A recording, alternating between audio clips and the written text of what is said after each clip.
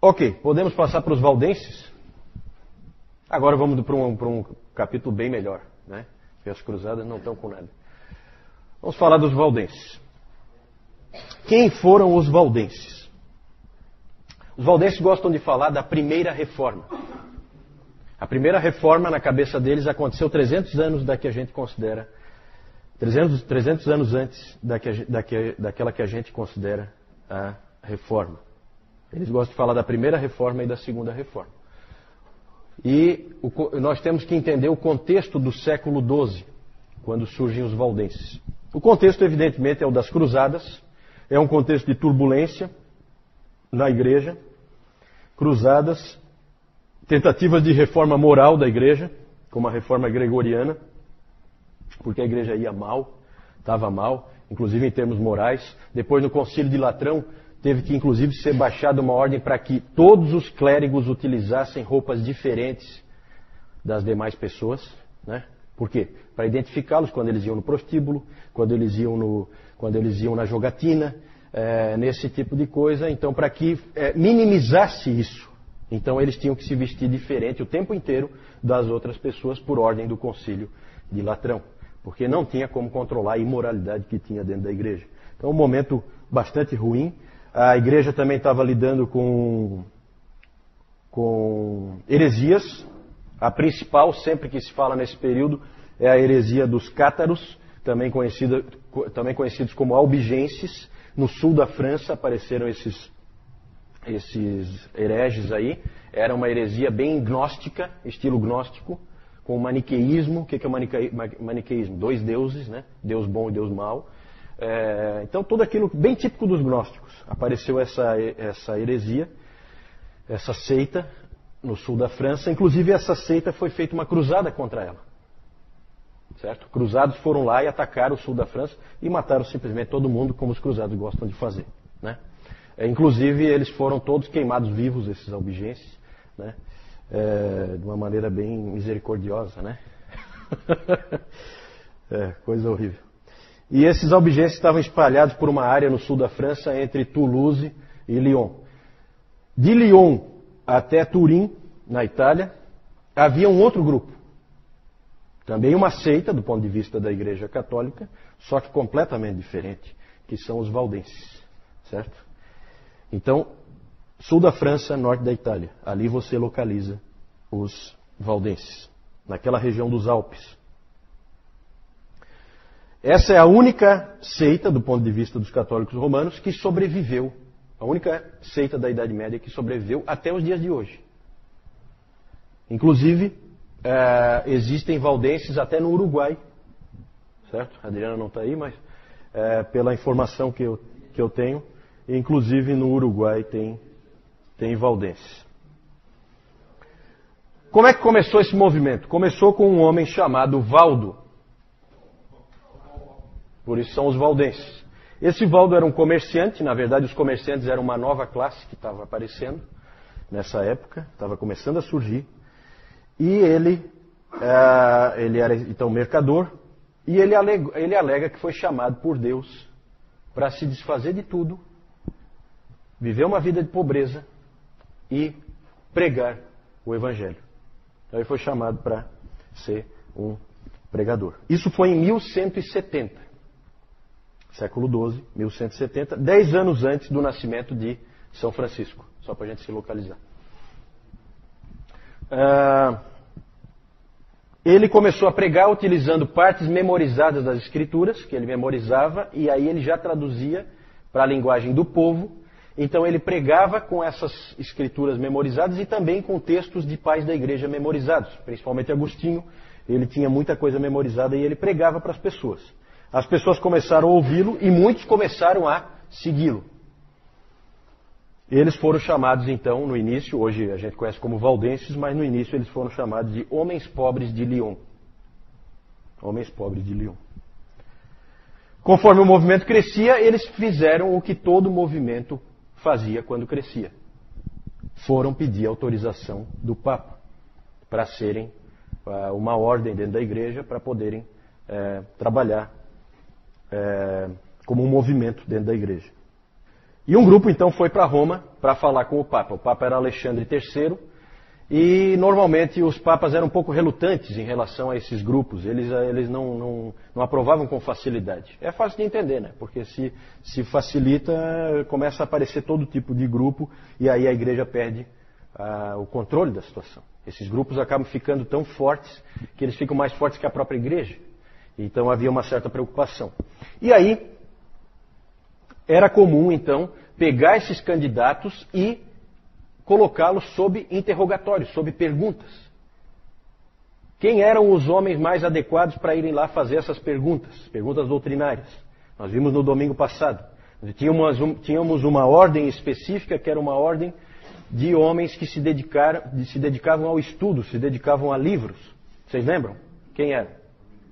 Os dominicanos, exatamente. Tanto que os dominicanos acabaram sendo depois os inquisidores, né? A Inquisição vem exatamente isso, de inquirir, de fazer perguntas. E um desses dominicanos, Walter Map, um bispo inglês, foi convocado pelo Papa para investigar esse grupo, fazer perguntas para eles. E aí é interessante a história, ele sentou na frente deles, ele se preparou, ele inclusive tem um relato dele, que ele estava nervoso, porque era a primeira vez que ele ia fazer um trabalho desse para o Papa, de investigação. E aí ele sentou na frente dos representantes dos valdenses, e ele então começou a fazer perguntas. Vocês creem em Deus Pai? Sim, nós cremos. Vocês creem em Deus Filho? Sim, claro, nós cremos. Vocês creem no Espírito Santo? Claro, nós cremos.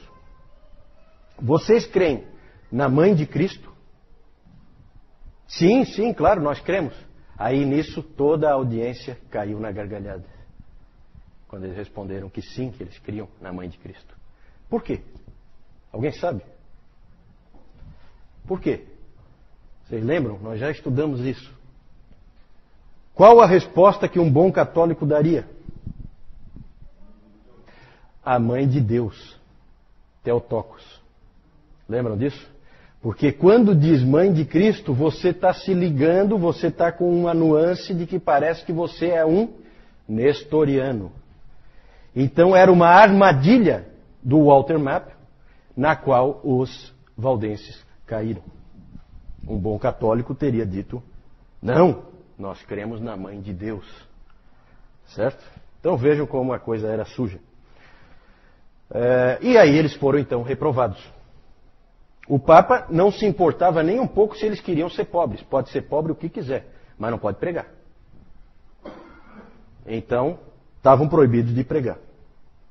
Eles só poderiam pregar se o arcebispo da região deles permitisse. Mas o arcebispo proibiu. O que aconteceu?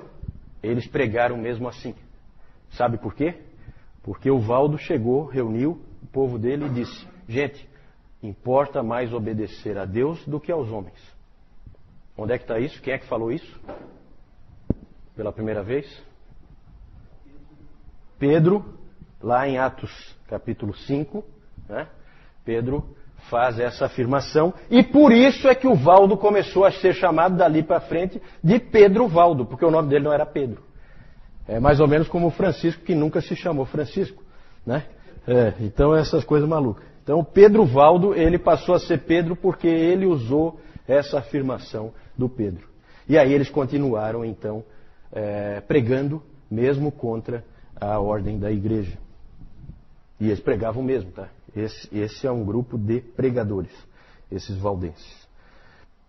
O arcebispo então expulsou todos eles. Que erro, né? No que ele expulsou todos eles, eles se espalharam pela Europa.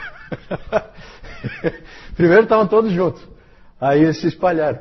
Então, na verdade, foi aquele típico erro estratégico. Ele expulsou todo mundo de Lyon, e aí eles se espalharam pela Europa, pregando como sempre. Bem no início, eles não formaram uma igreja separada. Eles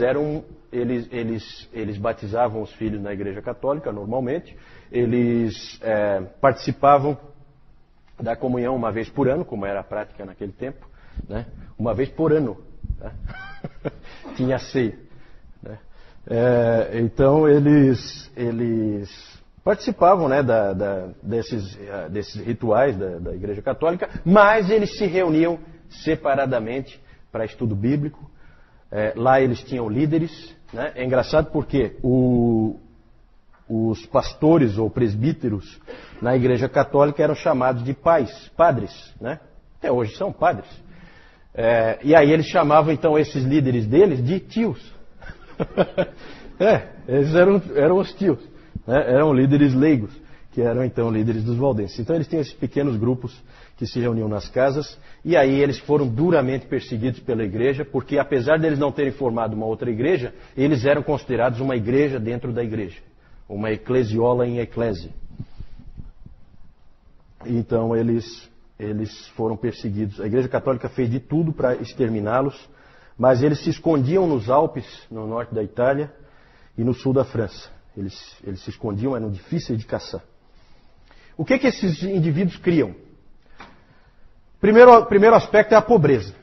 Eles valorizavam a pobreza. O Pedro Valdo disse o seguinte: nós decidimos viver pelas palavras do Evangelho, essencialmente as do Sermão do Monte e dos Mandamentos. Isso significa viver em pobreza, sem preocupação com o dia de amanhã. Mas nós também cremos que aqueles que permanecem no mundo fazendo o bem serão salvos. Então eles colocavam aquilo como uma coisa que eles seguiam, porque eles achavam que para eles era bom, mas não colocavam como, nós estamos sendo salvos por isso. Não. Tá?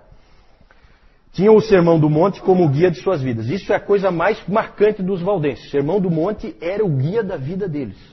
Eles viviam de acordo com aquilo. Isso fazia com que eles buscassem então a pobreza. Eles achavam que isso indicava que eles tinham que ser pobres. Fazia com que eles se opusessem completamente a qualquer forma de violência. E também eles achavam que o Sermão do Monte proibia juramentos, então eles não juravam também. Certo? Em situação alguma. Interessante é uma história, né, de que um homem foi trazido diante do bispo acusado de ser valdense. Sentou ali o bispo já com a cara de poucos amigos e ele é acusado de ser valdense. E aí ele negava com todas as forças, dizendo que ele não era valdense. E aí ele disse o seguinte: todo mundo aqui sabe que eu não sou. Porque eu falo palavrões, minto e bebo, como todo bom católico.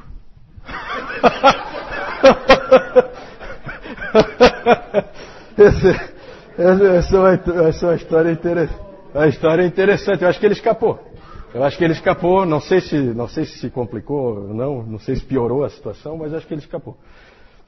Os valdenses tinham um apreço enorme pela palavra de Deus. Para eles, a palavra de Deus era a regra de fé e prática.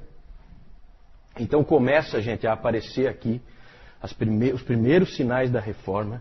A reforma não apareceu do dia para a noite. Não foi um homem que fez a reforma. Não se iludam quanto a isso. Isso é um castelo que vai sendo construído. Certo? Cada um dá a sua contribuição. O outro e o cara que vem no final constrói em cima dos que já vieram antes. É assim que funciona. Depois nós vamos falar mais disso, porque hoje é muito legal esse nosso encontro. Hoje é o nosso 5º encontro. E é muito bacana porque nós vamos começar a chegar para onde Deus queria levar o seu povo, para perto da palavra. E com esses valdenses isso começou. Começamos a ir para perto da palavra com eles. Eles então, o que eles faziam? Eles traduziam, ensinavam e pregavam a palavra, porque para eles a palavra era tudo. Então eles tinham esse esforço. Outro aspecto. Aí tem uma questão muito interessante sobre eles. Nas perseguições, gente, era muito comum, vinham aqueles agentes do Papa e prendiam os valdenses e aí tomavam as escrituras que eles tinham e jogavam tudo fora, queimavam, né? As traduções que eles tinham nas mãos, era tudo destruído. Então eles começaram a fazer o seguinte: eles fugiam para os Alpes e eles se combinavam entre si de que cada família decoraria um livro da Bíblia. Então cada família era encarregada, a família como um todo era encarregada, diante dos outros, de decorar um livro das Escrituras. Certo? Vinham, eles eram atacados e coisa, perdiam qualquer coisa que eles tinham escrito, aí eles se reuniam novamente e escreviam de novo, baseado no que cada família tinha para dizer. Isso é uma coisa impressionante. E como é que aconteceu os salmos? Tá, não sei. Eu não sei. Tinha que pegar uma família grande, né? Para os salmos, eu acho que tinha que ser uma família grande. Então é realmente impressionante o que esses indivíduos faziam pelo amor que eles tinham à palavra de Deus. Outro aspecto é a pregação leiga. Esse era um povo que pregava. Eles criam que todo cristão tem que conhecer a palavra de Deus. E se ele conhece a palavra de Deus, ele é capaz de pregá-la. Então, todos eles pregavam, né? Todos eles tinham condições e eram capazes de pregar. Então, era um movimento difícil de você controlar. Nessa época, os padres não sabiam nada da palavra. Era um desastre, né? Os padres era assim era um momento da igreja o pior possível, esse período que antecede a chegada da reforma. E esses indivíduos conheciam a palavra como ninguém. Então eles impressionavam as pessoas e eles pregavam por todo canto e a igreja oficial não tinha com o que responder. Também eles rejeitavam o sistema sacramental da igreja oficial, né? O material aí que o João entregou para vocês vai falar desse sistema sacramental. Depois nós vamos chegar nisso aí. Eles rejeitavam, para eles só tinha 2 sacramentos, mais ou menos a ideia deles era como a dos reformadores. Você tem a ceia do Senhor e o batismo como as únicas determinações do nosso Senhor em termos de sacramentos. Quanto à igreja, os valdenses rejeitavam o que eles chamavam de constantinianismo. Constantinianismo. Eles diziam que a igreja oficial é a cara do Constantino, não tem nada a ver com o Novo Testamento, né? Dentro daquela ideia de que a igreja romana nada mais é do que um fantasma do Império Romano, né? Com toda a sua pompa, a sua hierarquia, os seus jogos de poder, né? O que tem aquilo ali a ver com o Novo Testamento? Nada. E os valdenses perceberam isso perfeitamente. Para eles aquilo tinha tudo a ver com Constantino, o imperador. Nada com o Novo Testamento, nada com Jesus Cristo. Quando chegou a reforma, gente, para encerrar essa parte dos valdenses, quando chegou a reforma, os reformadores de Genebra, Calvino e companhia, uma equipe foi lá falar com os valdenses lá no norte da Itália. Foram procurar eles. Inclusive o Guilherme Farrell, depois nós vamos ver quem é ele, alguns sabem, o Guilherme Farrell foi lá, junto com uma comitiva, conversar com eles, e ali então os valdenses se integraram à reforma. Segunda reforma, do ponto de vista deles, né? Então esses aí são precursores da reforma. Aí nós temos a estátua do Pedro Valdo. Depois eu vou falar dessa estátua aí, porque ali vocês veem que tem uma outra estátua, né? Depois eu vou falar onde é que é isso aí, certo? Vou falar mais para frente. Alguma dúvida ali em relação aos valdenses? Claro que aqui a gente passa bem rápido, né? Mas aqui, gente, começam alguns elementos. É claro que vai ter que vir mais coisa, é claro que vai ter que vir justificação pela fé somente, mas algumas coisas já começam a aparecer. Palavra de Deus como única regra de fé e prática, né? Tudo isso aí é novo, tudo isso aí não existia, né, ao redor das pessoas.